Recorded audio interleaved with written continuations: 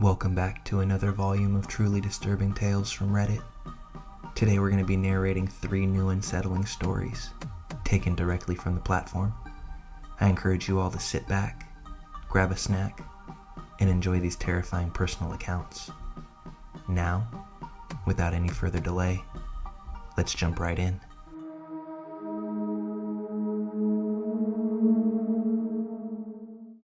I worked in a small memory care facility about 5 years ago, and there were only 2 of us on staff for the evening shifts. We had an agency CNA come in to work with me, and it was our first time working together, as well as meeting. This girl was young, maybe just on the other side of 18, and we began talking while we were working, and she had told me that she needed to go out to her car real quick.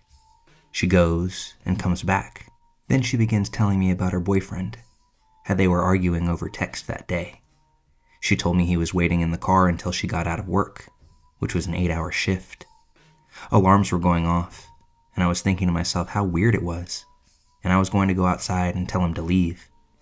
But a small voice inside my head told me not to, and I listened. Our shift goes on, and we were continuing to talk, and she began to tell me how her mom didn't want her to hang out with her boyfriend anymore due to a situation that had just happened. Backstory: they got into an argument in her basement, and he went upstairs and grabbed a knife. Her stepdad caught him and asked the boyfriend what he was going to do with the knife. He said that he was going to hurt himself. She told me this story, and I had this pit in my stomach the size of Texas. I looked at her and said, "He wasn't going to hurt himself. He was going to hurt you, and you need to get away from that." At the very end of our shift, we had a long talk, and I explained to her that she's too young to be going through this, and that there are plenty of other people out there, and she doesn't need to be involved with somebody like that. I told her, the next time I see you, I don't want it to be on the news because something horrible happened. She acknowledged what I said with a solemn nod, and before leaving for the evening, she told me that her mom worked for the same agency and that she would be coming in for the next shift. The young girl went on her way, and her mom came in. I had told her mom that she was still hanging out with this guy. The mom had forbid her from seeing him, and I can see why. So I thought, as a mother myself, I would want to know if it was my daughter.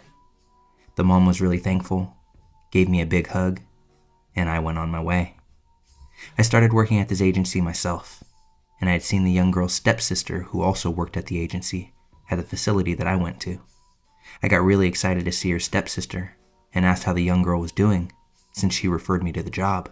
A look of cordial professionalism gave way to barren sadness on this woman's face. She let me know that her sister had been murdered by the same boyfriend that we all had warned her to stay away from. This was only a few weeks after I had originally seen her at my job. I feel absolutely sick that this happened to her, and the most messed up part is while I had given her that offhand comment about not wanting to see her on the news, I thought I was exaggerating just to make the point. I had no idea that I was truly telling the future. This really messed me up, to the point where I had to go to therapy afterwards. I'm glad that I listened to my gut instinct, which told me not to go out there that night, knowing he could have easily hurt me if I had confronted him in that parking lot that evening. My heart still goes out to this girl's family.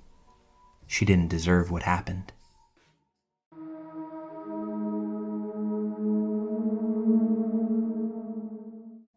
So this happened to me yesterday, and while it may not be the most terrifying thing, it's absolutely set me on edge.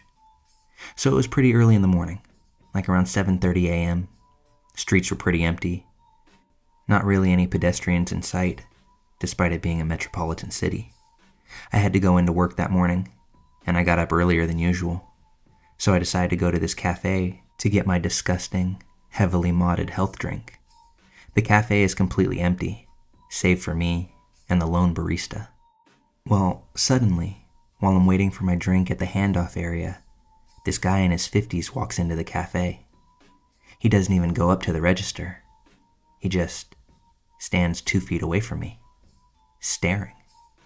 Hasn't ordered a thing, hasn't even looked at the menu, isn't attempting to play it off as if he's standing in line waiting to order. He's just staring right at me. I try to give him the benefit of the doubt and step aside to let him go to the restrooms, maybe. He pulls on the door a few times before returning right to my side to continue staring once more. I'm just so bewildered. I give him this look, I don't know, like I'm shocked or something. I mention to the barista that he's a creepy weirdo, and then he immediately leaves, just to sit on one of the outside chairs. I get my drink, go outside to leave for work, and he utters something to me. More so, utters something at me. I don't know what he said, because at this point I'm so creeped out that I'm practically running to my car. I don't know what his problem was. Never saw the guy in my life. His facial expression while he was staring wasn't angry or malicious, but it definitely felt predatory as fuck. Something about the intensity of his gaze and how he didn't even attempt to cloak his infatuation. I get a lot of attention on the streets, but this encounter stood out to me for all the wrong reasons. I wish I had heard what he said to me so I could have had context, but the entire experience was chilling, and I couldn't wait to nope the hell out of there. If I'm being honest, it's probably the last time I'll be stopping at that cafe personally. No need to tempt fate, especially when everything off the menu is completely DoorDashable.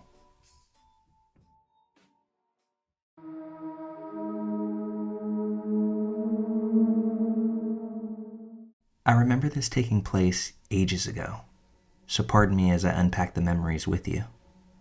I remember being 12 or 13, definitely in middle school, and having a strange encounter at home. Back then, I didn't really think much of it. Looking back on it now, through adult lenses, it was actually pretty disturbing. So my mom used to go visit her aunt and uncle pretty much every Saturday for years. Sometimes I went with her, sometimes I didn't. They only lived like a half-hour drive away, so my mom and grandparents would head out around 11 a.m. after breakfast and get back at about 5 p.m. before the sun would set. One Saturday, I decided I couldn't be bothered to go, so I stayed at home. At about 3:30, I went into the kitchen to let the dog out into the garden. Before I opened the back door, though, I spotted through the window that our garage door was wide open. The side door to the garage that led down onto the patio in the garden specifically. I then spotted that the gate leading into the garden was also wide open. This was odd, as the door and gate were always locked. The gate particularly had a bolt on the inside that you certainly couldn't reach from the outside, so it left me a bit puzzled. Just as I opened the door, I catch sight of a man that I'd never seen before, casually stepping out of the garage, and he begins walking towards the gate.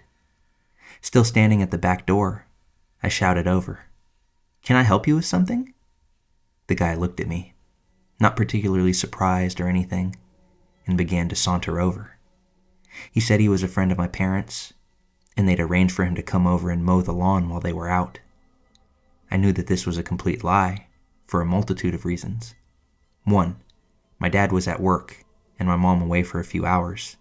They're not going to arrange for some random dude to come over and do the garden. 2, they'd never in their life got someone else to do their gardening. 3, if, for some bizarre reason they had, they'd have told me he was coming. 4, my mom had actually mowed the lawn just a couple of days before. 5, had this been arranged, why would he not know that the lawnmower was in the shed and not the garage?